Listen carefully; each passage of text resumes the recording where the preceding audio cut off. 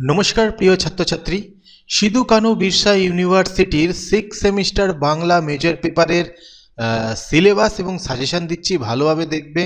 এই প্রশ্নগুলো এখন থেকেই তৈরি করো। 6 সেমিস্টার একেবারে প্রথম থেকে সাজেশন দিলাম, আর এর উত্তরগুলো আমি আমার ফেসবুক পেজে নিয়মিত আপলোড করব। তোমরা অবশ্যই ফেসবুক পেজ ফলো করো। ফেসবুক পেজ লিংক আমি ডেসক্রিপশনে দিয়ে দিলাম, সেখান থেকে তোমরা নিয়ে নিও। তো প্রথমে সিলেবাসটা দেখো কি আছে। মেজর 8 পেপারের আজকে সিলেবাস এবং সাজেশন দিচ্ছি। বাংলা কথা সাহিত্য পর্ব 1।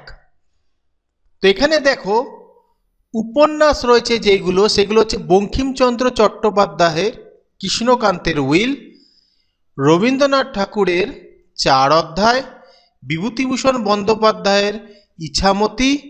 ছোট গল্প রয়েছে নির্বাচিত 8টি।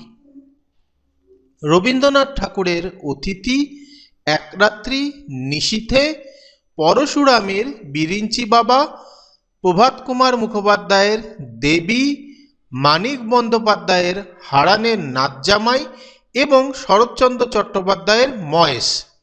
তার সাথে রয়েছে তারাশঙ্কর বন্দ্যোপাধ্যায়ের জলসাগর। এইগুলো রয়েছে তোমাদের সিলেবাসে, এবং এর যতটা পারবো আমি এর উত্তর আমি তোমাদের দিয়ে দেবো। তো এগুলো দেখতে থাকো। আমি প্রথমে তোমাদের সাজেশনটা দেখাচ্ছি, সেই সাজেশনটা ফলো করো এবং খাতায় টুকে নাও। এর উত্তরগুলো আমি তোমাদের আমার ফেসবুক পেজে দেব। তো প্রথমে আসি সাজেশনে। দেখো, প্রথমে আলোচনা করব আমরা বঙ্কিমচন্দ্র চট্টোপাধ্যায়ের কৃষ্ণকান্তের উইল উপন্যাসের মান 5-এর প্রশ্ন। তো মান 5-এর জন্য পড়বে, দেখে নাও ভালো করে, কৃষ্ণকান্তের উইল উপন্যাসে মাধবীনাথ চরিত্রের গুরুত্ব আলোচনা করো। মান 10-এর জন্য পড়বে, কৃষ্ণকান্তের উইল উপন্যাসে বারবার উইল পরিবর্তনে উপন্যাসের পরিণতি নির্ধারণে যে ভূমিকা নিয়েছে তা আলোচনা করো। গোবিন্দলাল চরিত্রটি নায়ক হিসেবে কতখানি সার্থক হতে পেরেছে তা আলোচনা করো। কৃষ্ণকান্তের উইল উপন্যাসের নায়িকাকে যুক্তিসহ আলোচনা করো। কৃষ্ণকান্তের উইল উপন্যাসে বিচার করো লেখক এতে কিভাবে কৌতুক বা রসবোধ বা সৃষ্টি করেছেন। রবীন্দ্রনাথ ঠাকুরের 4 অধ্যায়। মান 10।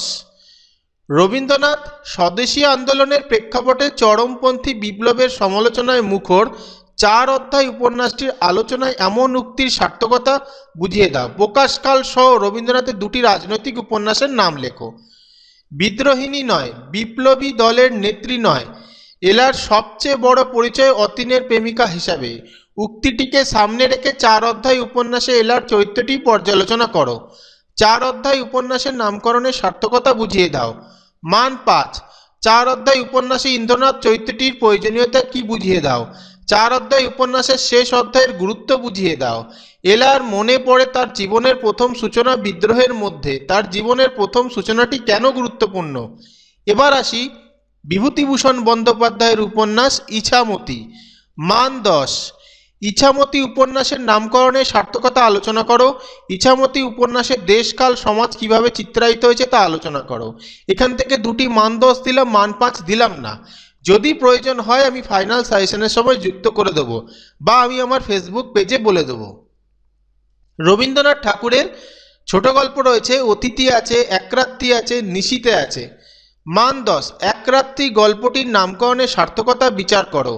এক রাত্রি গল্পের নায়কের চরিত্রটি বর্ণনা করো। আমার পরমায়ুর সমস্ত দিন রাত্রির মধ্যেই সেই একটি মাত্র রাত্রি আমার জীবনের একমাত্র চরম সার্থকতা। তাৎপর্য বিশ্লেষণ করো। ছোট গল্পরূপে রবীন্দ্রনাথের অতিথি গল্পটির সার্থকতা বিচার করো। অতিথি গল্পে তারাপদ এক অনন্য সৃষ্টি, বিশেষ তত্ত্ব সহযোগে বিশ্লেষণ করো। রবীন্দ্রনাথের নিশীথে গল্পের চরিত্রের মনস্তত্ত্ব বিচার করো। এখানেও আমি বলছি, যদি কোনো ফাইনাল সাজেশনে চেঞ্জ হয় আমি তা জানিয়ে দেবো। আপাতত এগুলো পড়তে থাকবে, এগুলোর অ্যান্সার আমি তোমাদের আমার ফেসবুক পেজে নিয়মিত দেব। অবশ্যই ফেসবুক পেজ ফলো করবে। পরশুরামের বিরিঞ্চি বাবা। মান 5। হাইকোর্টশিপ আরম্ভ হইল, এই হাইকোর্টশিপের একটি সংক্ষিপ্ত বিবরণ দাও। মান 10। রাজশেখরের ধর্মবোধ যেহেতু গভীর ও ব্যাপক, তাই সমাজে ধর্মের লাঞ্ছনা তাকে কষ্ট দিয়েছে। ফলে পরশুরামের গল্পে ধর্ম রঙ্গব্যঙ্গের অন্যতম বিষয় হয়েছে। এই মন্তব্যটির নিরিখে বিরিঞ্চি বাবা গল্পের পর্যালোচনা করো। পরশুরামের ব্যঙ্গ বা স্যাটায়ার খুব জ্বালা ধরায় না বটে, কিন্তু তার জাল এমন ছড়ানো যে কেউ মুক্ত নয়। বিরিঞ্চি বাবা গল্প অবলম্বনে বিষয়টি বুঝিয়ে দাও। পরশুরামের সিম্বলিক হিরো হিসাবে বিরিঞ্চি বাবা চরিত্রটির সার্থকতা বিচার করো। প্রভাত কুমার মুখোপাধ্যায়ের দেবী ছোট গল্প থেকে এক সাধারণ মানবীর দেবীত্বে উত্তীর্ণ হওয়ার করুণ কাহিনী দেবী গল্পের দয়াময় চরিত্রটি অবলম্বনে আলোচনা করো। মানিক বন্দ্যোপাধ্যায়ের হারানের নাতজামাই মান 10 হারানের নাতজামাই গল্পের নামকরণের সার্থকতা আলোচনা করো। হারানের নাতজামাই গল্পের ময়নার মার চরিত্র গুরুত্ব আলোচনা করো। শরৎচন্দ্র চট্টোপাধ্যায়ের মহেশ মান 5 মহেশ গল্পের শেষে সমাজ ব্যবস্থার পরিবর্তনের যে ইঙ্গিত আছে তার স্বরূপ উদ্ঘাটন করো।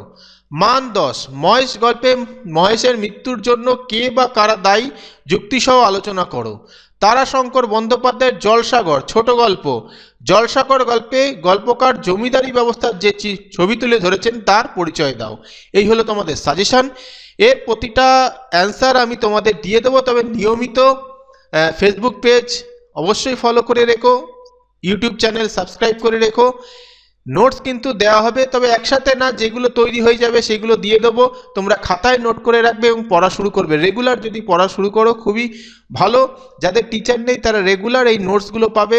একটা কোচিং সেন্টারের মতন তোমরা আমার ইউটিউব চ্যানেল এবং ফেসবুক ফলো করতে পারো, তোমাদেরই ভালো হবে। নির্দিষ্ট দিনে সেই নোটস মুখস্থ করে তোমরা লিখবে। তোমরা যদি না দেখে লিখে আমাকে তোমরা ফেসবুকে আমাকে সেই পেজটা দেখাতে পারো কেমন লিখেছো, সেটাও আমি রেকটিফাই করে দেবো। যাই হোক, ভিডিওটা ভালো লাগলে লাইক কমেন্ট শেয়ার করে দিও।